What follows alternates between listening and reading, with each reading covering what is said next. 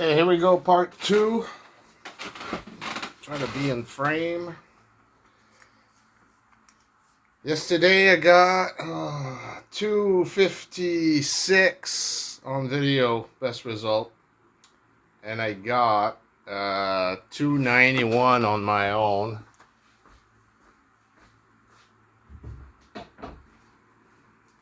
It's alright, just need to open up the range. And then I laid down and I thought about it, and gears started turning. And I stayed up late making some adjustments. Okay, two things mainly that pushed me all the way to 325 is the barrel was just temporarily fitted, but it was pushing out, so I made it snug in here so that can't happen. I snugged in the inner 10 millimeter to the shroud, so that can't move out anymore. In theory, if it pops out a bit, I can tell right away. I'll see it move. And I adjusted the connection between the 10 millimeter and the 6 millimeter, between the adapter and the barrel that's in the shroud. I made a taper and I snugged it into the adapter, and I'm not losing air through there anymore. And the ammo too.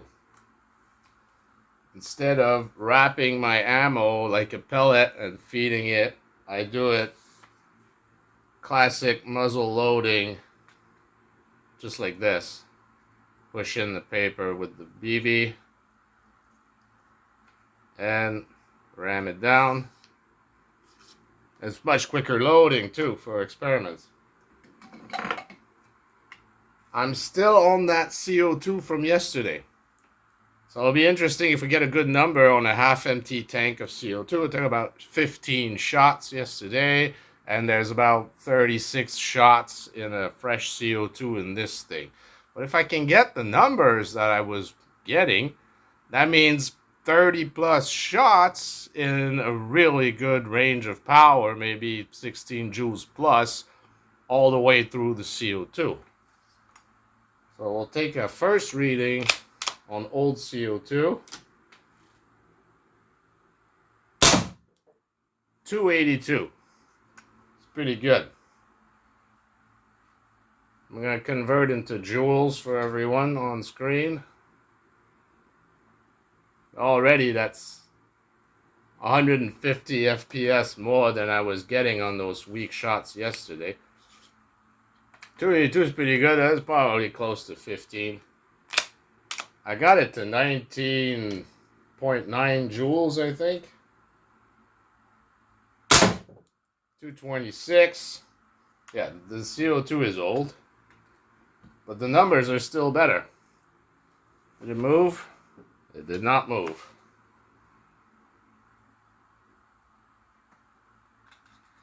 Now, the hot shot would be interesting like this. I'm actually hoping to just come right under 400 maybe. That would be impressive. And in a situation where you just pierce your CO2 and react with your less lethal, that the hot shot is a good thing to have. But for my research, I wanna feel out the average, the stability. So 227.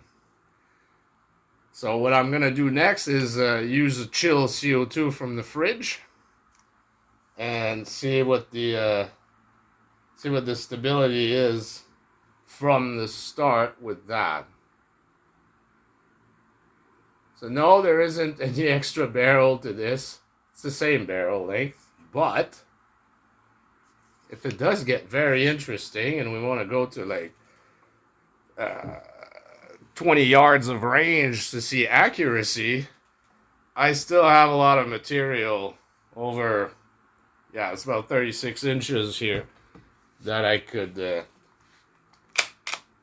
use to turn this into a rifle, basically. If I had some, I don't think I need more shroud. I mean, this plus the shroud and the barrel is pretty stiff. We could double it probably, and put my hand right in front there.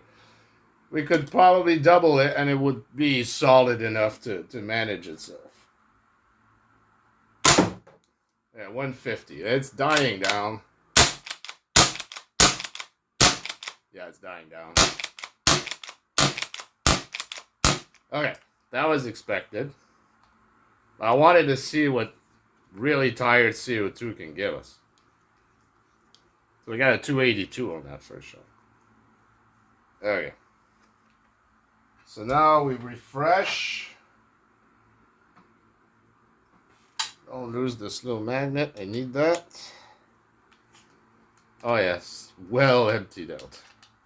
That's what I like to hear. Nothing. Go into the mini fridge 1 sec. So roughly 4 degrees. Whoops. Old. New.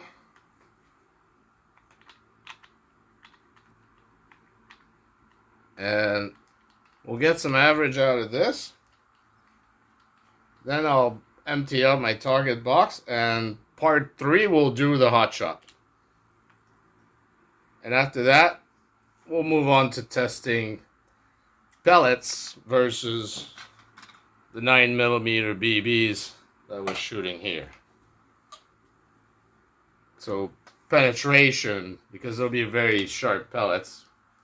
Penetration versus blunt force. See which one seems to be more painful. I'm working on a rig, but I don't have what it takes. But I got a plan. I just need to get materials. I'm going to build a rig that can be expressive of pain reaction, not just number, or just like penetration is always going to win if you shoot at something soft, and blunt force is always going to win if you shoot at something hard. So we need something in between that will express how it would feel to get one or the other. And what's interesting here is that we can get out of the same air gun, we can get double or more the muzzle energy with one of these. But does that translate to a more efficient self-defense air gun? Or is it better to stick with pointy ammo? That's what I'm very curious about. So this is not a hot shot. This is a cooled off first shot. Let's see what we get. 310. I wanted 300. We're there. This is a lot easier to load. And this way, there is no tail of paper in the back, so there's no chance that there's paper going through the crony after the BB. Maybe making the crony react to the tail end of the paper and giving me a number that I can't rely on. This pushes the crunched up paper out first with the BB, which should translate to steady readings on the crony. 310, 311. It's looking all right.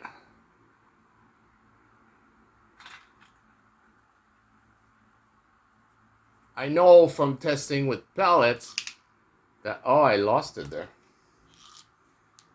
Testing with pellets with a cooled off CO2 like this, I get about 40 shots out of the bulb. And with pellets, I get a flat 400 FPS curve for 20-25 of those shots. So for a CO2 gun, it makes a very reliable curve. And that's how I got to shoot like 25 range, having reliable target work with it, was when I cooled off that CO2. 310, 311. Oh boy, she just woke up a bit. 359.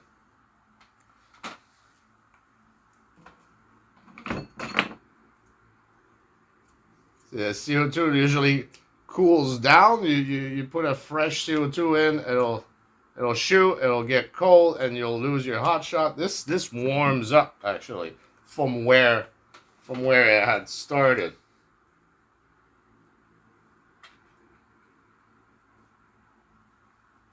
So as it's going down in pressure capacity, it's actually warming up in temperature, and that's why things stay more or less down the middle. 359, that's a new best. That is way past 20 joules right there. It goes up quick. From 300 to 325, there's a few joules that add up in there. But you guys all know that. I'm the one that's new to this joules thing.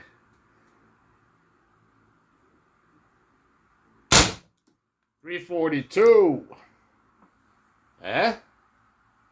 We're in business. We are definitely in business. Now, this is not rapid fire. It's not multi-shot. It doesn't have all that self-defense jazz that you need in a situation. Well, let's say I take a 43 caliber pistol and modify it to 9 millimeters. That's the idea I'm kind of going with. Take something and size it down where I can feed multiple shots into it and maybe get interesting performance out of that. Because those small caliber, less lethal, that they're usually a little bit disappointing, and you don't go to those as your choice. You'll go to a Berna or a TCP or a Pistel 68, or there's others that do much better. But you take a little Walther 43 caliber, you bring it down to 9 millimeters, might get 20 joules out of it. That'd be interesting. Let's have one more. 404. All right. I'm gonna stop on a high note. Heck, I got one more wad here. I thought I'd get 400 on fully warmed up CO2, but this will do it. Now I'm really curious about the real hotshot. And this way, I don't seem to get any paper residue after I shoot. Everything shoots out clean. Every time I check it, it seems to be clean. I'm not checking it now, but...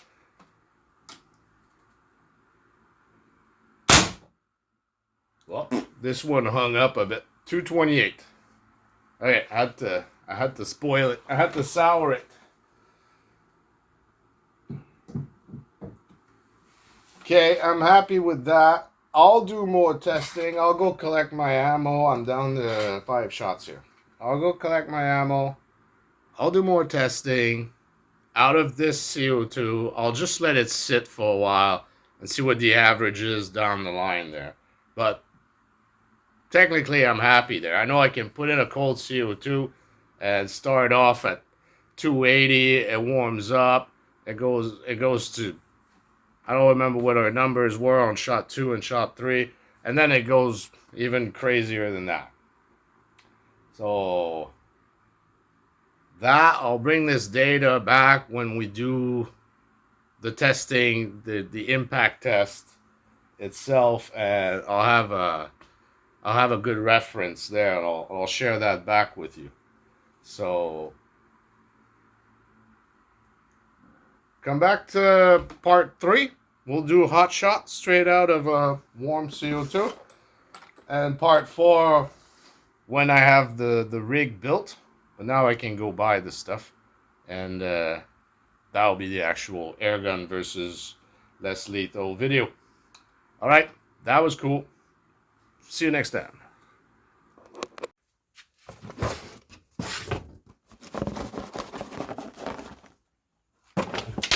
Oh, no.